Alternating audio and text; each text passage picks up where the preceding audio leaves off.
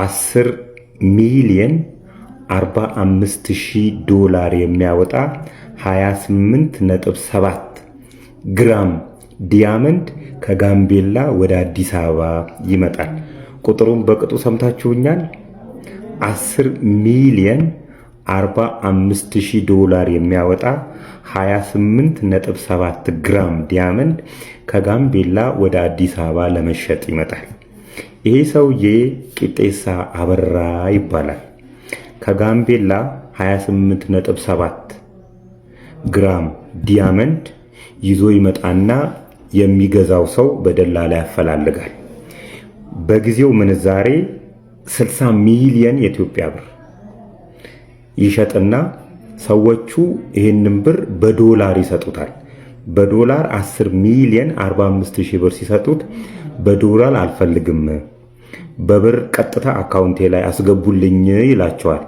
በጊዜው ሰዎቹ ብር አልነበራቸውምና በቃ ዘርዝረን ሰኞ ዕለት እናስገባልሃለን አካውንት ላይ፣ እስከዛው ድረስ ዲያመንዱ አንተ ጋር ይቀመጥ፣ ብሩን ያዝነውን ዶላር እኛ እንዘረዝራለን ይሉና በዚህ ይስማማሉ።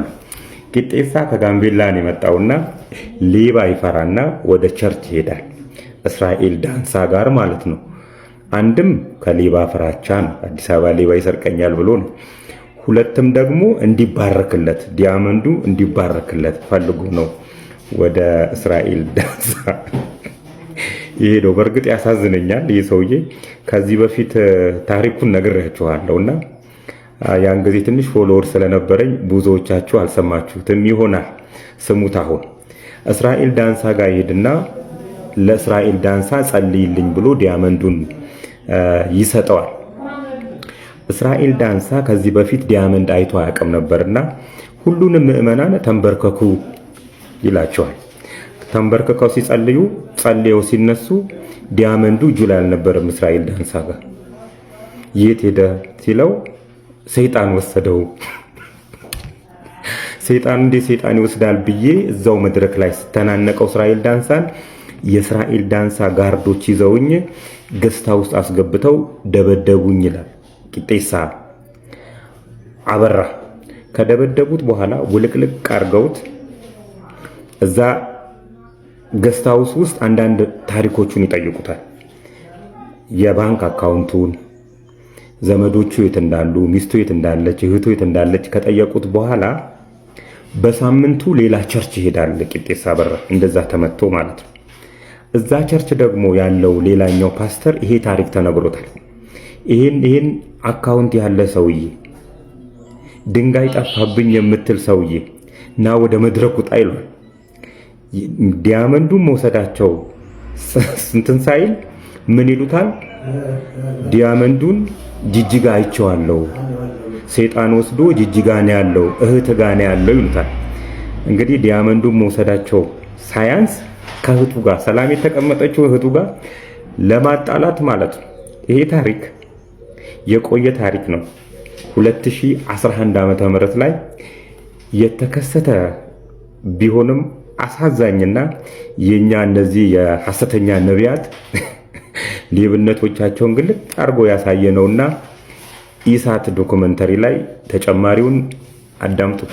ማርክልንና ቃል አውጣልን አልኩትን። አዎ ተንበርከኩ አለ ሙሉ ጉባኤ። ሁላችሁም ተንበርክካችሁ ጸልዩ። ቢያንስ 10,000 ህዝብ ይኖር ብዬ አስባለሁ። እሱ ብዙ ነው ያለ። ተንበርከክ አለ። እኛ ተጸለን። እዛው ሂጄ እኔ ስጠኝ እግዚአብሔር ሰው ስጠኝ አልኩት። ምን አለ ነገርኩ። የነገርኩትን የሰጠሁን አልኩት። የለም ወድቁ አላለ። እዛው እኔ በቃ ከዛ በኋላ ገንዘቤን አጥቼ ሃይማኖቴንም ጠላው፣ ጴንጤ መሆኔ ጠላው። በቃ ከዛ በኋላ ማለት ነው። ከዛ በኋላ ቁጭ አልኩኝ። ከዛ ምስቱ ጠራችኝ። ከዛ በኋላ የእስራኤል ምስት ቢሮ እግዚአብሔር ተናገረኝ አለች። ለኔ አይደለም እግዚአብሔር ላንተ ተናገረ። ድንጋይ ጠፋ ምታገኘው ስለሌለ ፈልጋለሁ ካልክ ደግሞ ትሞታለህ ብሏል እግዚአብሔር። ትራንስፖርት እሰጥህና ወደ አገሬ ሂድ አለች። እንግዲህ ብዙ ሰው አለ።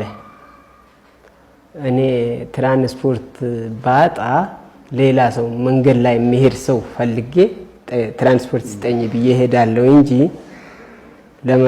ለመጠየቅ እንኳን ደግሞ ቃል የለኝም። በቃ እኔ ፈሪ ነኝ አልኩት። ምንም አላልኩም፣ ወጣሁ። ከዛ በኋላ ይሄ ወሬ ይነሳል። ማን ነው የሚያነሳ? ጽዳት የምትሰራ ሰውዬ ሴትየዋ ምህረቱ ጠይቆ ነበረ።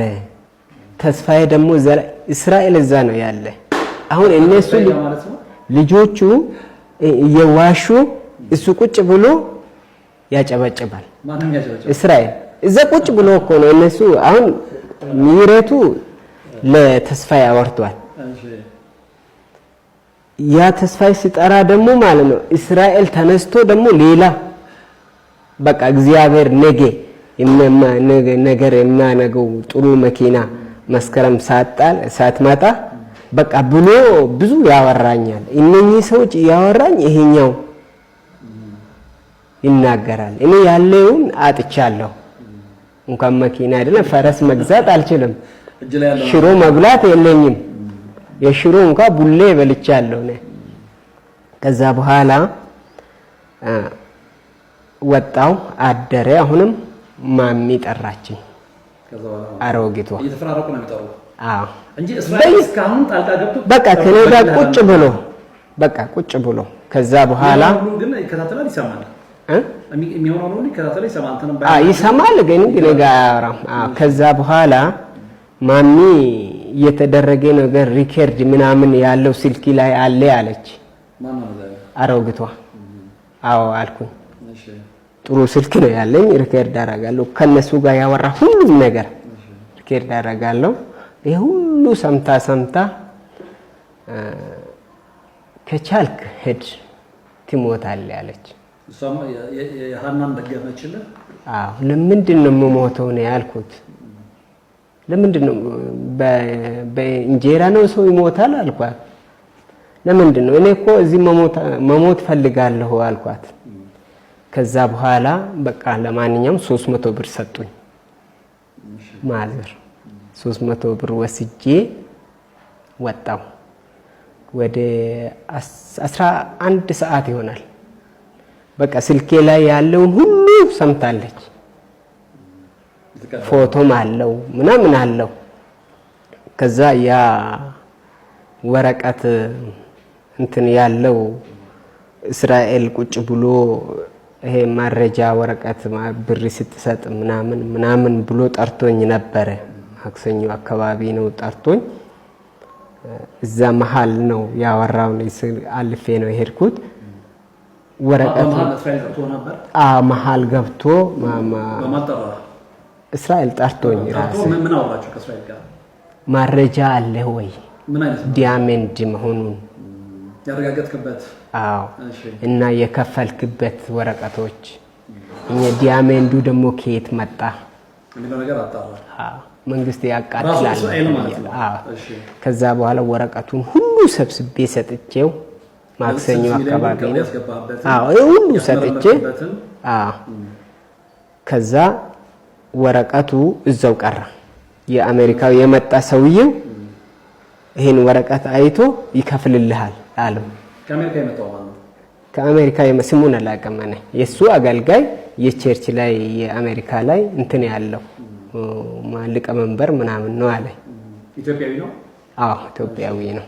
ስሙን አላወቅኩም። እሱ ይከፍልልሃል። ከማን ጋር የሚሄደው ሰውዬ ረዥም ሰውዬ አለ። እሱ ይከፍልልሃል አለ? አዎ እስራኤል ራሱ ነው የተናገረ። አዎ። እና የቸርቹንም ስም አታጠፋ አለ። እኔም የቸርች ስም ቸርች የአንተም አይደለም የኔም አይደለም የእግዚአብሔር እኮ ነው። እንዴት ብዬ የቸርች ስም እኔ እናገራለሁ? እስከ ዛሬ እኔ ፌስቡክ ላይ እንኳን ጽፌ አላውቅም። ለዚህ የተደረገውን ሁሉ አላረኩም። ለምን ይፈራለሁ እግዚአብሔር። ከዛ በኋላ ወረቀቱ እዛው ቀረ። ወረቀቱ የበለጠ ለተመልካች ግልጽ ማለት ስለፈለኩ ነው። ወረቀት ምን አካቷል? አንደኛው 6 ሚሊዮን ብር ከአካውንት ወደ አካውንት የተመለሰ ነው አለ ወረቀት አለ። የልጅቷ ውርስ የወሰደችና ኮፒ ነው ያለው። ይሄኛው ኦሪጂናል ነው እና ይሄ ነው ያስመረመር ነው 200 ብር የተከፈልኩት። እቺ ደግሞ የዲያመንድ መሆኑን ወረቀቱ ደግሞ ኮፒ ብቻ ነው የሰጠሁት።